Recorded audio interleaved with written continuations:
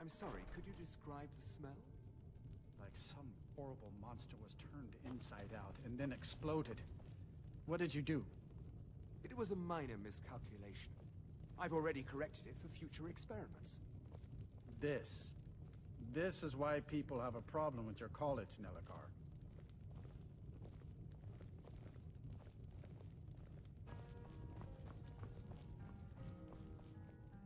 Yes, what is it? Carlia?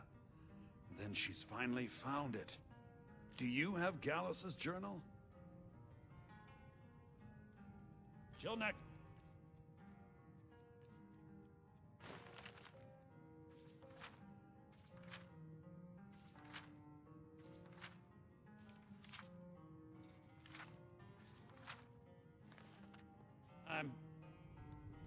Can I help you with anything else? Carlia? Then she's finally found it. Do you have Gallus's journal? No problem. Let me see it. Oh, this is just like Gallus. A dear friend, but always too clever for his own good. He's written all of the text in the Falmer language. No. However, I know someone who might. The court wizard of Markarth, Calselmo, may have the materials you need to get this journal translated. A word of warning, Calselmo is a fierce guardian of his research. Getting the information won't be easy.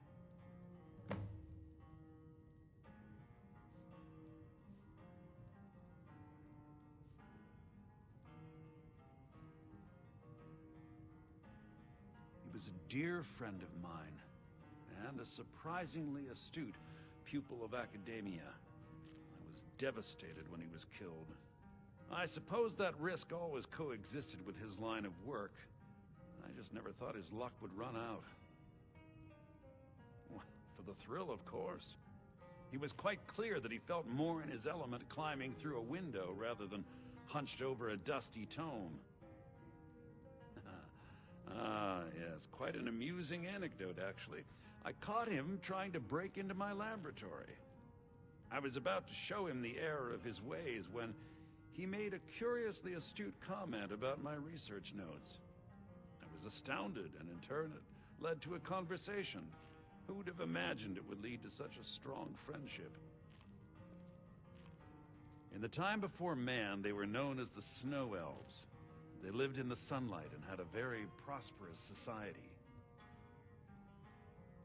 Like the Altmer? Yes, I would say their culture quite possibly rivaled our own. The Nords went to war with the Falmer in the First Era, killed them by the thousands to drive them from their snowy homeland. The Falmer retreated underground and forged an uneasy alliance with the dwarves who ended up betraying them. This betrayal made them what they are now, horrible, blind monstrosities with a burning hatred of any but their own kind.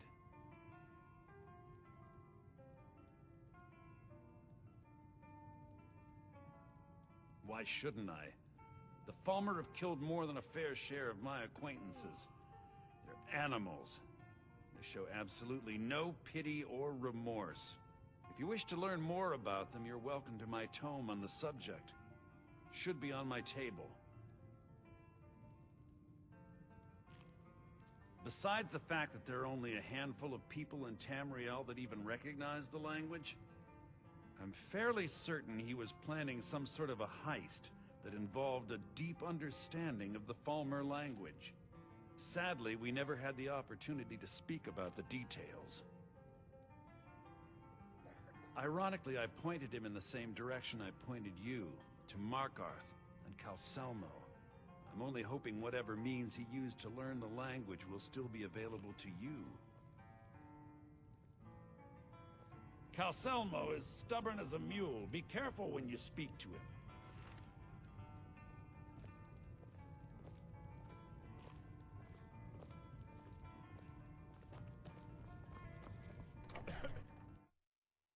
We're here to teach you a lesson. What was that?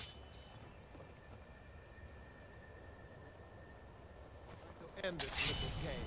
I'm getting out of here. No! Your head!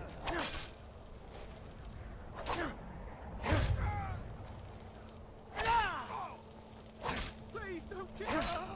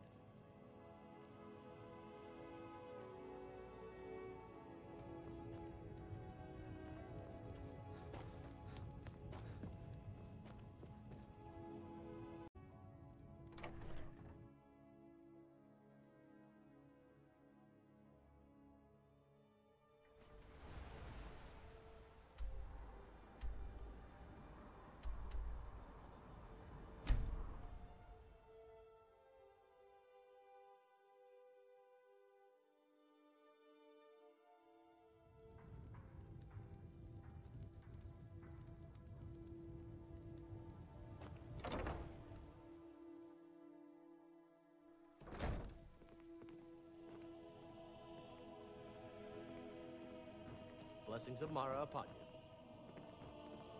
Lady Mara bids you welcome to her benevolence. We are devoted to the goddess Mara, who gave mortals the gift of love, that they might have a hint of eternity. Her blessings are many. To love is to know the true nature of the gods. Not all can hear the broad echoes of deepest dawn. To receive the touch of Mara, you must first act as her hands in the world. Explore the facets of the infinite jewel. Are you prepared, then, to help bring the light across this land? The dawn surely opens upon you, child. You must bear its light that all may see. Mara has reflected an image to me. At the foot of the throat and the young woman, almost a girl. Her fickle love must resolve itself. The village of Ivarstead. The woman, Fastred. This is the prayer heard by the goddess and relayed to her servants. Return when she has seen her path. I will entreat Mara on your behalf.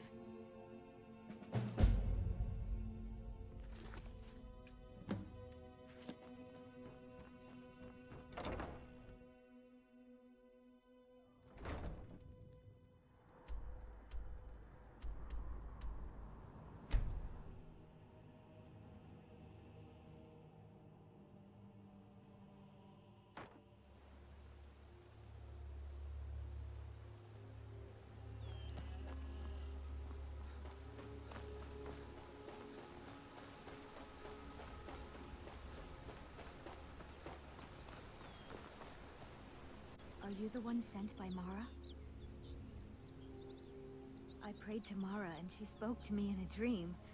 She said a stranger would appear to help me. Is that you? My parents are being impossible. Bassianus wants to marry me, and I think I love him. But he wants to move to Riften afterwards, and my father won't allow it. He only cares about this stupid town. But Bassianus makes me happier than anyone ever has. My mother's not any help either.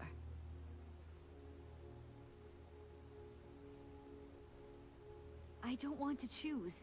They're both so amazing.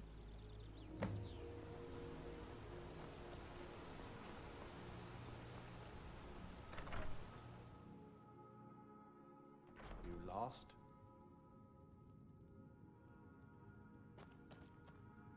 My daughter's driving me crazy. So forgive me if I'm a bit on edge.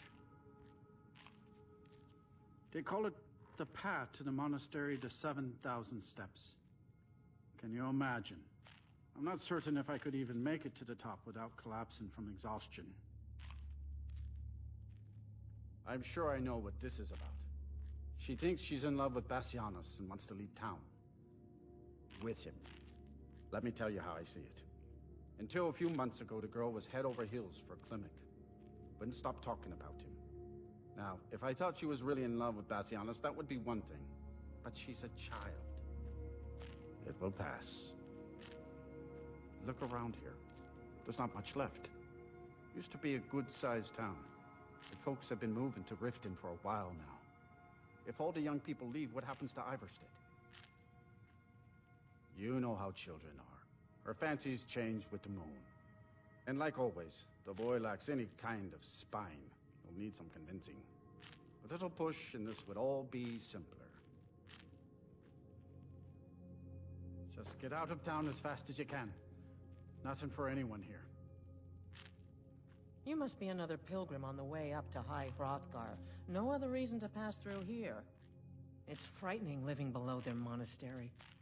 Sometimes I swear I can hear strange noises rolling down from up there. It sounds like thunder, but there's never any rain. What do you make of that?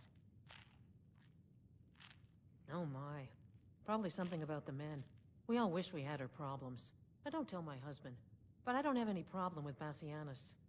Even if it means her leaving Ivarstead, I want Fastred to be happy. If they just snuck out of town together, I could manage my husband. Bassianus is still so terrified of Yofthor. If he knew that I'd keep him from hunting the poor boy down, he'd take Fastred to Riften without a second thought. Let him know that I'll watch out for them. Just want my daughter to be happy. Sure, leave. Everyone else does.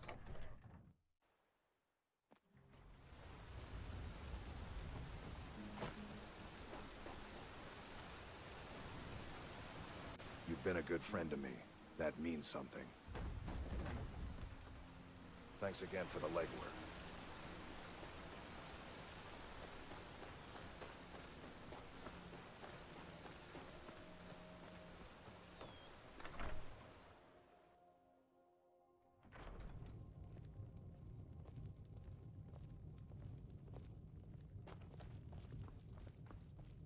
You don't look like a pilgrim. Why bother visiting Ivarstead? Klimek brings food supplies up to them once every few weeks, when the weather permits it. Other than that, they seem like a quiet lot. Don't really know too much about them.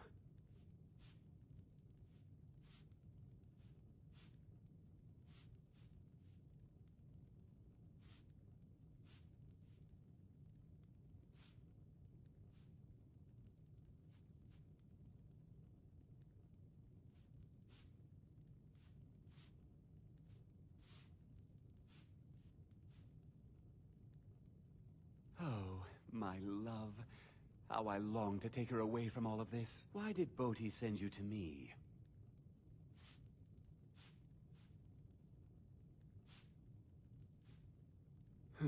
What a boring conversation.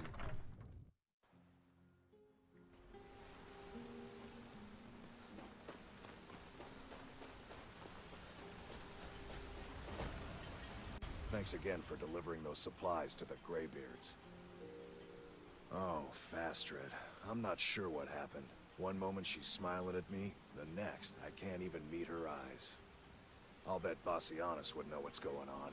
He understands women.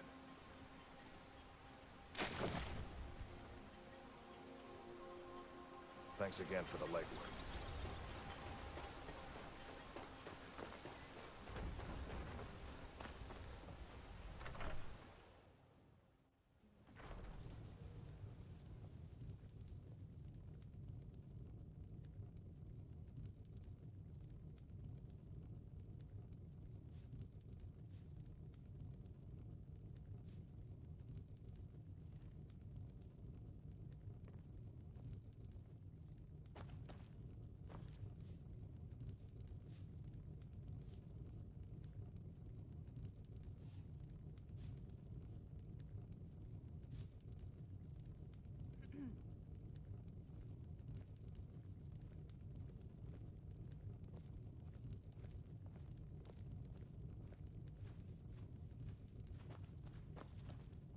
You don't look like a pilgrim.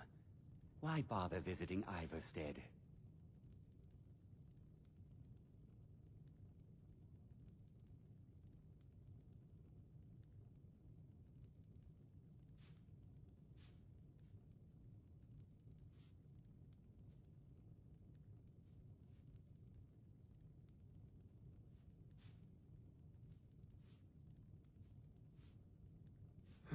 What a boring conversation.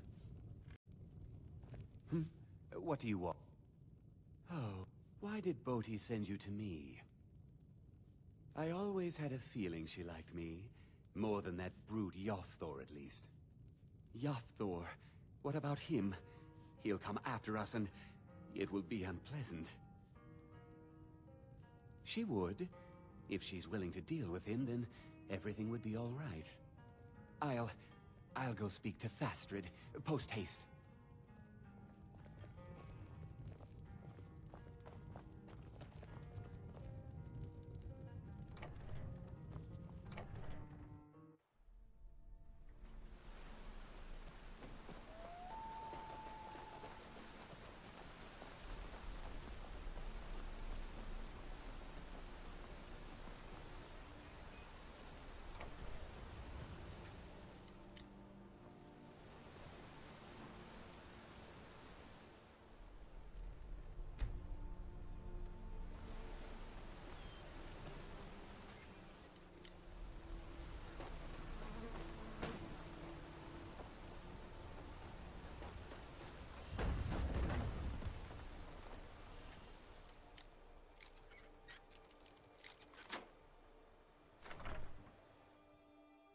Fastred, we must speak.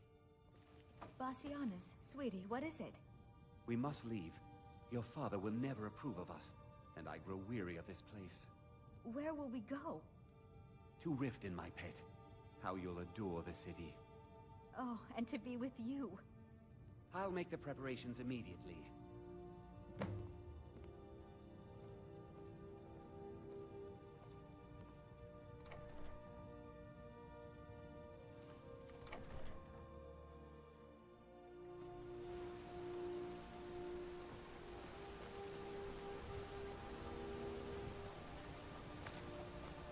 I hope Fastred's doing well in Riften. I miss her. Sure, leave. Everyone else Can't does. believe Fastred ran off to Riften with that bastard. Just get out of town as fast as you can. Nothing for anyone here.